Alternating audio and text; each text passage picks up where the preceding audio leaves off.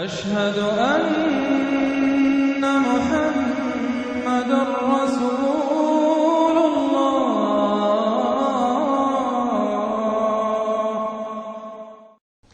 اب جو دو صورتیں آ رہی ہیں ان کا سارا تعلق کلیتاً محمد الرسول اللہ کے ساتھ ہے۔ یہ سیرت النبی کے اعتبار سے بھی بہت اہم ہیں دو صورتیں۔ بعض اعتبار سے جو صوفیانہ اس میں مسائل آئے ہیں، اور عام طور پر ہمارے مفسرین، ایسے مفسرین خصوصاً جدید دور کے کچھ ریشنلسٹ قسم کے لوگ، وہ تو ان مطالب کی گرد کو بھی نہیں پہنچے۔ ہمارے جو پرانے مفسرین ہیں، چونکہ ان کا ذوق جو ہے وہ ان کے اندر، وہ ذوق بھی اندر ہے موجود ان کے اندر، اسلام کے اور دین کے باطنی حقائق، قرآن کے باطنی حقائق کا، تو میں اس کے حوالے سے چند چیزیں آپ کو بتاؤں گا۔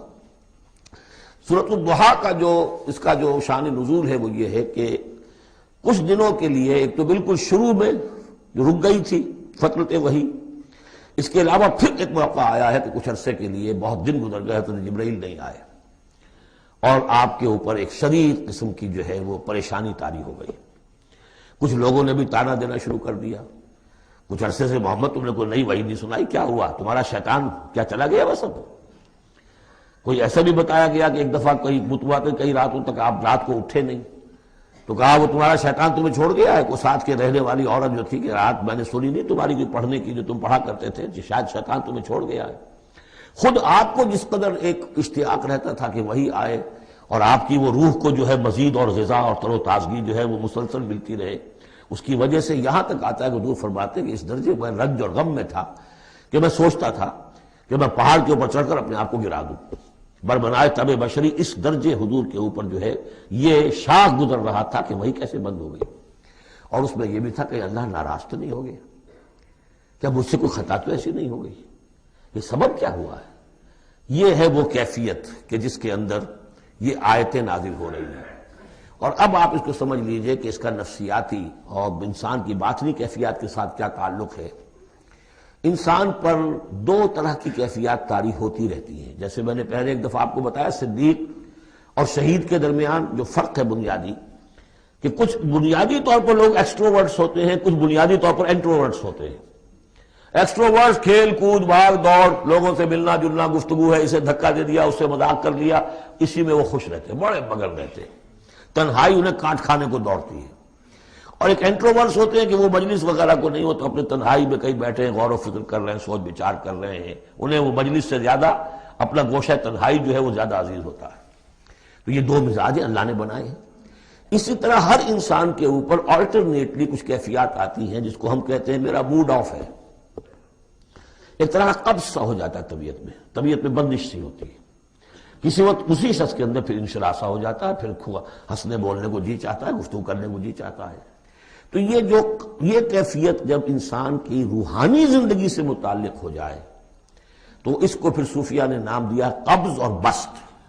کبھی طبیعت میں انشراح ہے، انبساط ہے، طبیعت جو ہے وہ آبادہ ہے، ہر چیز میں روشنی کا پہلو آدمی دیکھ رہا ہے، ہر چیز کے اندر آپ کو معلوم ہے ایک تاریک رخ بھی ہوتا ہے کسی معاملے کا اور روشن رخ بھی ہوتا ہے، اس وقت انسان روشن رخ کو دیکھتا ہے۔ اور ایک وقت میں آتا ہے کہ طبیعت میں بندش سی لگ گئی ہے، جیسے اندر کوئی پکڑ لیا کسی نے، اب طبیعت جو ہے وہ بھی اپنے اندر وہ انقباض محسوس کر رہی ہے، اور پھر آدمی پیسیمسٹک ہو جاتا ہے، نا امید سا ہوتا ہے، پھر اسے ہر معاملے کا تاریک پہلو زیادہ نظر آنے لگتا ہے۔ تو یہ قبض اور بسط کی کیفیات ہیں۔ جب کبھی قبض کی کیفیت ہو، قاضی ثناء اللہ پانی پتی رحمۃ اللہ علیہ نے تفسیر مظہری میں لکھا ہے کہ قبض کی کیفیت میں اس صورت کا پڑھنا تریاق ہے۔ جس طرح حضور صلی اللہ علیہ وسلم کے لیے گویا کہ اس وقت جو وحی کا بند ہو جانا تھا وہ گویا کہ ایک طرح کے انقباض اور قبض کی کیفیت پیدا ہوئی تھی، اس میں اب اللہ تعالیٰ فرما رہے ہیں والضحیٰ، قسم ہے دن کے دھوپ چڑھنے کے وقت کی، واللیل اذا سجا، اور قسم ہے رات کی جبکہ وہ چھا جائے یا ساکن ہو جائے، سجا کے دونوں معنی ہے سکون۔ اب دیکھیے ان دونوں کو کیوں لائے؟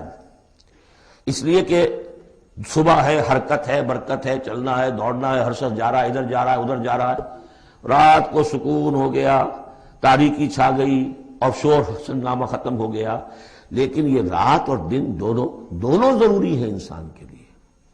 یہاں کا نظام چلانے کے لیے اگر رات ہی رات ہوتی تب بھی یہ دنیا نہ چلتی، اور دن ہی دن ہوتا تب بھی نہ چلتا۔ تو رات بھی ضروری ہے۔ اسی طریقے سے نفس انسانی کے لیے کبھی کبھی قبض کا وقفہ بھی ضروری ہے۔ آپ اسے یہ نہ سمجھیں کہ اللہ تعالیٰ ناراض ہو گیا، یہ بھی ہماری تربیت کا ایک یوں سمجھیے کہ ایک جز ہے۔ ما ودعک ربک وما قلی، آپ کے رب نے آپ کو رخصت نہیں کیا ہے، نہ ہی وہ آپ سے ناراض ہوا ہے۔ وَلَلْآخِرَةُ خَيْرٌ لَكَ مِنَ الْأُولَىٰ، اور اس کے بعد جو وقت آئے گا اس قبض کے بعد وہ پہلی سے بھی بہتر ہوگا۔ اور میں حیران ہوتا ہوں کہ کیسے غالب نے وہ بات کہی ہے کہ جو بالکل ترجمانی ہے اس کی، رکتی ہے میری طبع تو ہوتی ہے رواں اور، یعنی یہ کہ جب میری طبیعت کے اوپر کبھی کبھی رکاوٹ سی آ جاتی ہے، اب شعر جو ہے اچھے نازل نہیں ہو رہے، لیکن جب وہ رکاوٹ سے میں نکلتا ہوں، اس قبض سے نکلتا ہوں، رکتی ہے میری طبع تو ہوتی ہے رواں اور، اس لیے کہ اس قبض کے بعد جب مرحلہ آتا ہے انبساط کا اور انشراح کا تو وہ ایک قدم آگے ہوتا ہے، آدمی اس پہلی کیفیت سے ایک درجہ جو ہے اس کا بڑھ چکا ہوتا ہے۔ وَلَلْآخِرَةُ خَيْرٌ لَكَ مِنَ الْأُولَىٰ، یقیناً پچھلی ہر گھڑی، ہر ساعت اور ہر قبض کے بعد آنے والا انبساط آپ کے لیے پہلے سے اونچا درجہ لے کر آئے گا۔ وَلَسَوْفَ يُعْطِيكَ رَبُّكَ فَتَرْضَىٰ، ان قریب آپ کا رب آپ کو اتنا کچھ دے گا، اتنا کچھ دے گا، آپ کی محنتوں کے وہ نتائج سامنے آئیں گے کہ آپ راضی ہو جائیں گے۔ اب دیکھیے پچھلی صورت ختم ہوئی تھی وَلَسَوْفَ يَرْضَىٰ، یہاں ہے وَلَسَوْفَ يُعْطِيكَ رَبُّكَ فَتَرْضَىٰ، صرف ضمیر کا فرق ہے، کیونکہ صدیق پر وحی نہیں آتی براہ راست خطاب نہیں کیا جا سکتا، وہاں وہ صیغہ جو ہے وہ غائب کا ہے، وَلَسَوْفَ يَرْضَىٰ، اور چونکہ نبی وہ ہے جس پر وحی آ رہی ہے، براہ راست مخاطب ہے، تو وَلَسَوْفَ يُعْطِيكَ رَبُّكَ فَتَرْضَىٰ، آپ کا رب اتنا کچھ دے گا کہ آپ راضی ہو جائیں گے۔ اب یہ کہ اسی قبض کی حالت میں پھر اللہ تعالیٰ اپنے احسان جتا رہا ہے، اور یہ بہترین ہے۔ کبھی طبیعت پر ڈپریشن ہو اس طرح کی اور قبض کی کیفیت ہو تو آدمی یاد کرے کس کس مرحلے پر اللہ نے میری دستگیری فرمائی، کن کن مراحل پر اللہ تعالیٰ نے مجھے مشکلات سے نکالا، اس سے وہ حوصلہ بڑھتا ہے۔ اور اس کو بھی سمجھیے کہ اسی انداز میں الم یجد کا یتیما فآویٰ، یہ سیرت النبی کے بڑے اہم حصے ہیں جو اس میں آ گئے ہیں۔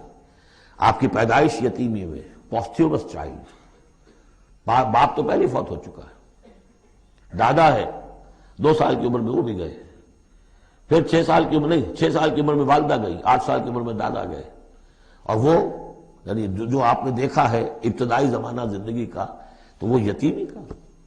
الم یجد کا یتیما فآویٰ، کیا اس نے اے محمد آپ کو نہ پایا کہ آپ یتیم تھے، پھر پناہ دی، آپ کے لیے بندوبست کیا، دادا کے دل میں جو شفقت ڈالی، پھر آپ کے تایا زبیر کے دل میں جو شفقت ڈالی۔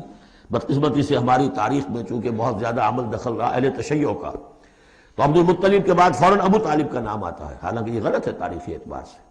عبد المطلب کے بعد کافی عرصے تک زبیر جو آپ کے تایا تھے وہ سرپرست تھے، پھر ان کے انتقال کے بعد ابو طالب کا معاملہ آیا، لیکن ان کو بیچ میں سے غائب کر دیا گیا ہے۔ بہرحال اللہ تعالیٰ جو بھی کسی کے دل میں ڈالتا ہے، آخر ابو طالب کے دل میں محبت ڈالی تو کس نے ڈالی؟ وہ ہم پڑھ چکے ہیں سورہ طٰہٰ میں، وَأَلْقَيْتُ عَلَيْكَ مَحَبَّةً مِّنِّي، حضرت موسیٰ علیہ السلام کی موہنی صورت کے اوپر اللہ تعالیٰ فرماتے ہیں ہم نے اپنی محبت کا پرتو ڈال دیا کہ تمہیں دیکھنے کے بعد وہ قتل کرنے کے ارادے سے باز رہ گئے، ان کے ہاتھ شل ہو گئے، ایسی موہنی صورت اسے قتل کرنا۔ وَأَلْقَيْتُ عَلَيْكَ مَحَبَّةً مِّنِّي وَلِتُصْنَعَ عَلَىٰ عَيْنِي، یہ ہوا ہے۔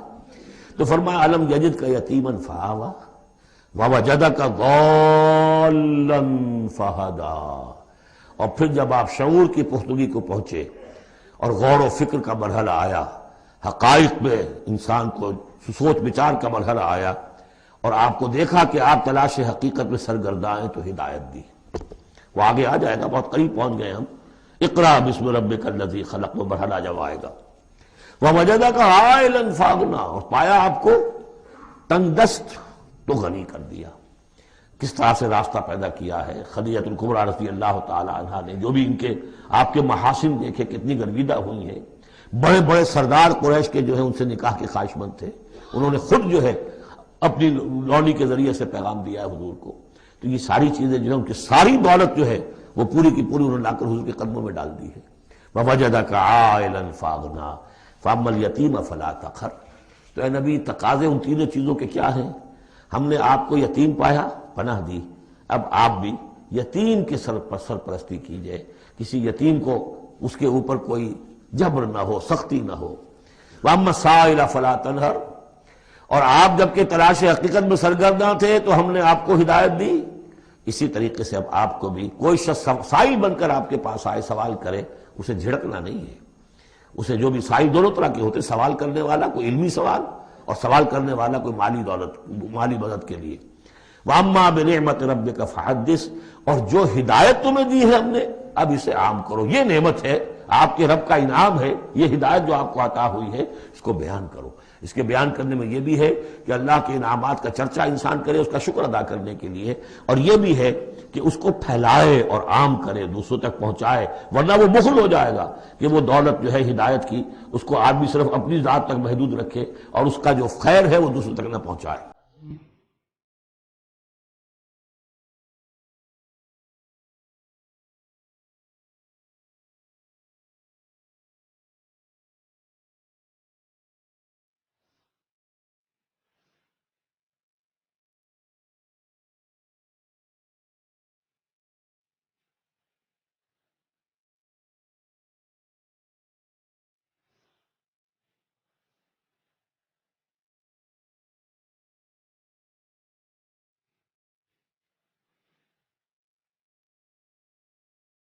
مولاي